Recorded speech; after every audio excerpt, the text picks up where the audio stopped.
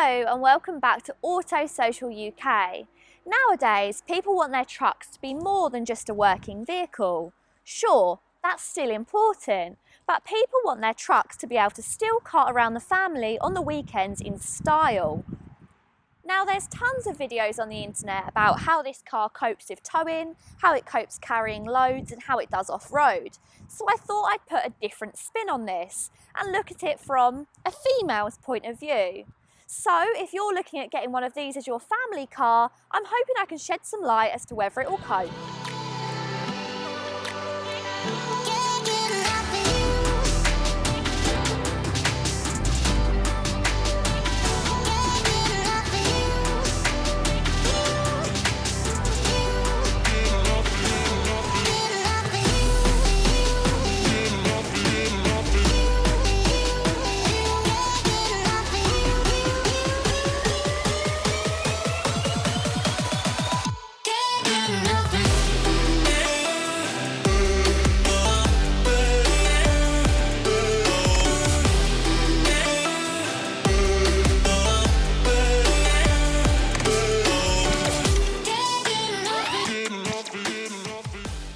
Visually, the updated Ranger gets a revised front bumper and grille design, new paint options and LED daytime running lights on top spec models. The Wildtrack still gets the Sabre Orange as an exclusive colour option and still features a dark grey finish on the grille, wheels, exterior trim to help distinguish it from the rest of the lineup. The Ford Ranger comes fitted with a set of side steps, so it makes getting in and out of the truck pretty easy, even for small people. Previously, people have said that the height adjustments in the Ford Ranger just haven't been good enough, and that's left a lot of people in the old versions having to sit on cushions. But the brilliant news is the newest Ford Ranger is short people friendly. There is loads of adjustments in these front seats, and the front driver's seat is also electronically adjusted, so getting comfortable is really simple. There is only a height adjustment on the steering wheel, but to be honest, a reach adjustment isn't needed because you can just get so close to the wheel. So there's really no need for any extra adjustments. Taking pride of place on the centre console is Ford's first-class Sync 3 infotainment 8-inch colour touchscreen with three-way split functionality, so you can see navigation, music and phone options simultaneously. Ford have diluted the orange in the cabin of the Ford Wildtrack facelift. So you used to have some very orange seats. Now you've got a little bit more leather, and it's still obvious it's a Wildtrack as you have this stitching, but it's a little less in your face.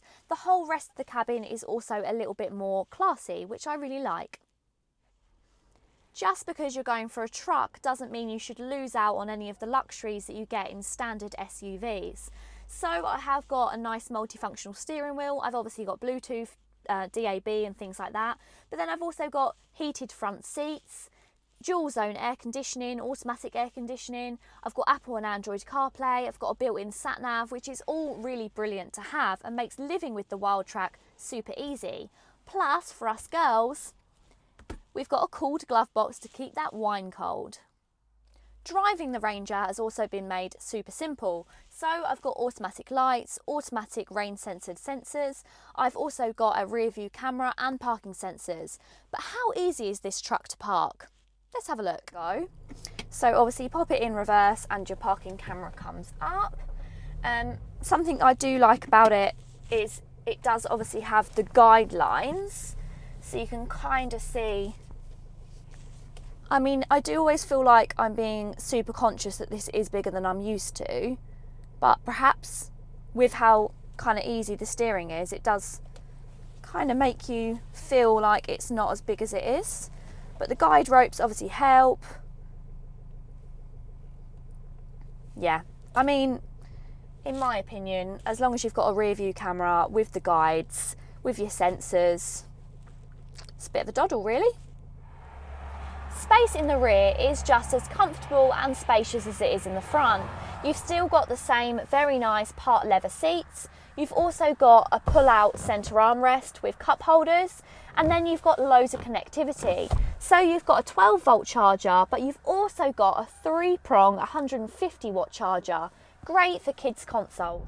Measuring in at just under 5,500 millimetres long and 1,850 millimetres wide, this is one of the biggest 4x4s on the road, and that can be quite daunting. But because of the loads of kind of movements in the seat and the fact that you sit up really high and I can see the full bonnet, I don't feel worried about driving this car at all, and I'm no less worried than I would be as if I was driving kind of a luxury SUV. Two diesel options are available. A turbocharged 4-cylinder 2-litre diesel engine is available with 168 brake horsepower or 210 brake horsepower. Most buyers will choose the former, as it's more than enough power for most people's needs and makes financial sense on paper. The 2-litre unit offers far more refinement and fuel economy without compromising power when comparing it to the old 3.2-litre engine. This facelifted Ford Ranger Wildtrack is laden with even more safety technology than ever before, and it did also score 5 out of 5 when it came to the NCAP star testing. That's compared to rivals like the Nissan Navara, which only managed to score 4. Now, it already had emergency city braking and also active lane assist, but now they've also added traffic sign recognition and pedestrian collision warning. So if anyone is stupid enough to walk out in front of a big orange truck, then the car's going to pre-warn that, and it will try to stop the accident by applying the brakes if you haven't already. And all of that safety equipment does make you feel a lot more comfortable behind the wheel, because at the end of the day, Ford have designed the Ranger to be able to do the school run, to be able to nip to the shops, whilst obviously doing all the heavy duty work as well. And for that reason, it is quite easy to forget how big this car is and to think that you're just driving kind of an SUV or something like that. So to have all of those safety kind of precautions like your pre-collision and your lane assist, it definitely helps you to feel a lot more confident in your driving and that you're not completely forgetting how big it is. Another win for the Ford Ranger when thinking of it as a family car is the fact that you can turn this car into a Wi-Fi hotspot, and then you can connect up to 10 devices. So if you've got kids in the back on a long journey, this will definitely keep them preoccupied. And another great thing about this Wi-Fi hotspot is it can be connected up to 15 metres outside of the car. So if you're going camping, that's great. There is a choice of either a manual or automatic gearbox, with the 10-speed only being available on the higher 210 brake engine. 10 speeds is probably 4 too many for a car with this much torque, but Ford do claim that those 10 gears will help you get 9% extra fuel economy over the previous model. The only real time that it's going to sit in that 10th gear is when you're cruising along the motorway, and that's when you'll start saving the most fuel. Fuel economy is going to differ slightly depending if you go for the manual or the automatic box. If you opt for the smaller 2-litre 168 brake horsepower engine, you'll be looking at around 34 miles per gallon.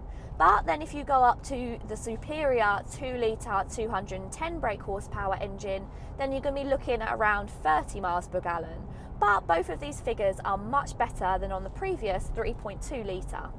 The Ford Ranger drives and steers well. Of course, like any pickup truck, the Ranger has been built with hauling loads in mind, so it'll always be a compromise on the road. That stiff, simple suspension is adapted in the back to be able to carry over a ton of weight and also tow up to 3,500 kilograms.